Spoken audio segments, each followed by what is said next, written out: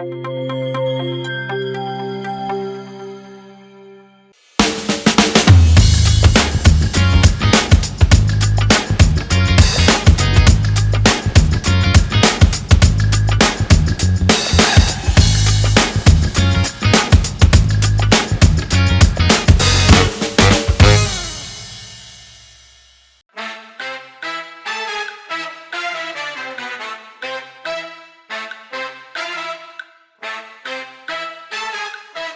love the title of this book, Love, Lies, and Lab Coats, Volume 1. Dee Bostic joins us now.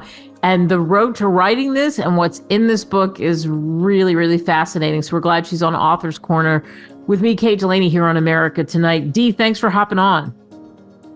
Thank you for having me. So let's talk about the road to writing this.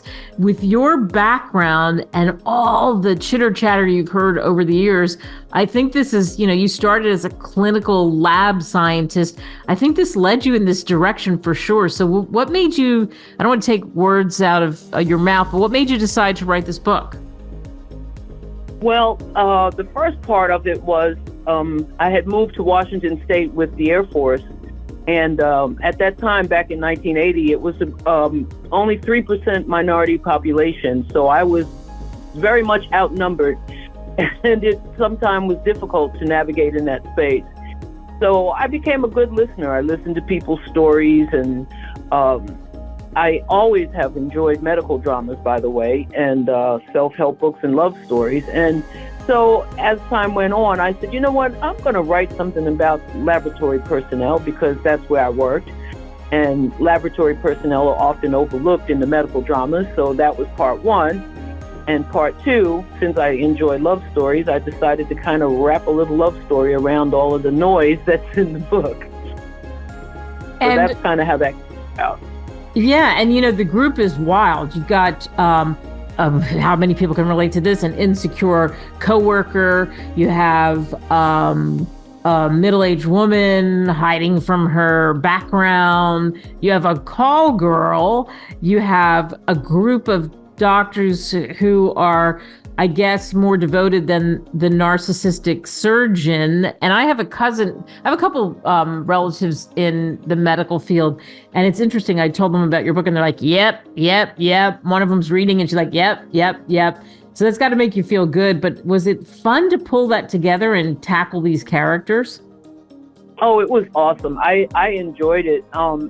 In fact, after a while, I felt like they were doing it and I was just sitting there typing stuff down. I mean, that may sound crazy, but it just seemed like I had an out-of-body experience and the book just kind of came together once I got all these people together. So it was a fun experience. So the title, like I said, the title is so provocative, unique. Love, Lies, and Lab Coats. And like you said, you like medical dramas. Tell us a little bit about the story. We're not going to tell everyone everything because you got to get the book, which you can get on Amazon, Barnes & Noble, wherever great books are sold. But tell us a little bit about the story. Well, our world, we have a lot of people, different people in our world from very different backgrounds. And for some reason, people feel we can't get along. So I created a lot of characters that came from all different spaces and places and so on with different issues. And I wanted them to somehow find their way to work together, live together, not so much fall in love with each other, but just to show that people can coexist even despite their different backgrounds, regardless of whether they're rich or poor, black or white or whatever. And that we could also learn something from other individuals. It's not just about what we think in this life. I think we have to include other people in that process. So, but the love story portion, because I was in a state that had predominantly Caucasian people, I created an interracial couple because I did see a lot of that in that area, and it was accepted. So I said, well, why not go with that, So it's just, I think, a story that has a little something for everyone. I tackle some issues through using social commentary, And I just wanted to dive in and do something different, not just stay in the hospital and cure somebody, or, I just wanted to do something different and include all the people that make a hospital function. So that's why I also included parking attendants and, chefs and just different characters like that. Yeah, the people that you would come across if you worked in the hospital. Right. Yeah. Right. But they're often overlooked. People just think doctors and nurses, they're the only people in the hospital, and that's not the case.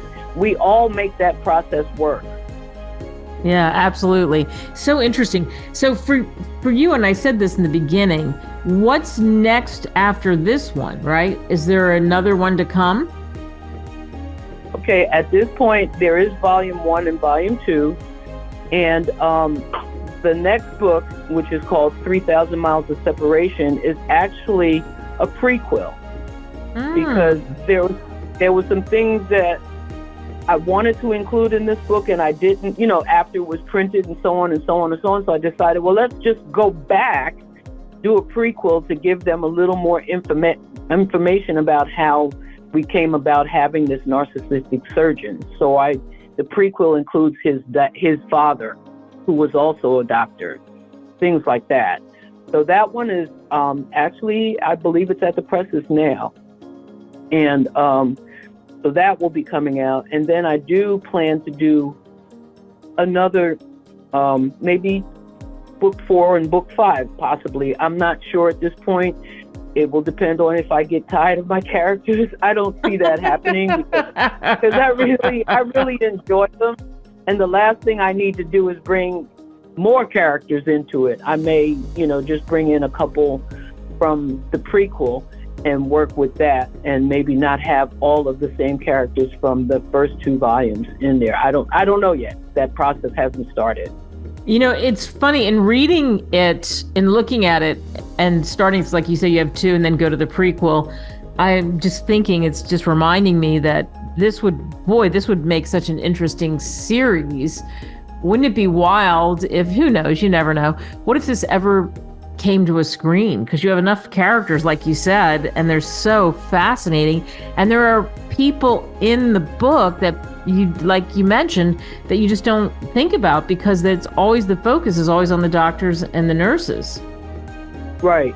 Well, I'm certainly looking forward to the possibility of it being picked up as, going to the screen. I myself don't write screenplays at this point, but I'm trying to learn how to do that. So that may be something else that I do in the future. But yeah, when I first wrote it, a couple of my coworkers, they said, "Oh man, this could be a movie." So I've had that. I've had people say that, but it's mere words until it happens.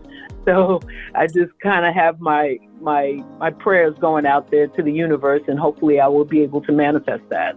I like it. So when people read Love, Lies, and Lab Coats 1, 2, and then eventually this prequel, what do you hope they take away from it, from reading your work? Well, I hope that they will, first of all, if they find themselves in the book with some of the issues that I bring up, maybe they'll learn something from that situation. Just a simple thing like quit smoking or something, or stop drinking soda so you don't really run into that type 2 diabetes thing, something like that. But I also hope they learn to never give up on love, and also forgiveness, because we do run into daily things with people, and sometimes people hold grudges for years and years and years. I've fallen into that pit a couple of times myself. So I'm hoping people will learn that, let's start loving more and forgiving more and trying to find some joy in your life. Ooh, perfect place to end this. Love, Lies, and Lab Coats 1, 2. You can get it on Amazon, Barnes & Noble. You can get it for song. If you're a Kindle person, you can get it Kindle. You can get it paperback. Read it on a beach. Read it when you're flying. It's one of those kinds of works, for sure. Dee Bostic, congratulations on what you've done so far, and let's see what happens in the future. Thanks. Thank you so much, Kate. I appreciate it. Well, you can only imagine the tales, as we were discussing, that Dee uncovered in her years of work. And it's interesting. It's about a group of people. It's like she said, you have a surgeon, you have a medical technologist, you have a coworker who's iffy, you have a couple of parking attendants, you have a very talented chef, etc. And there is so much happening in this book that is, some of it is just so funny, so entertaining when you look at what the characters do.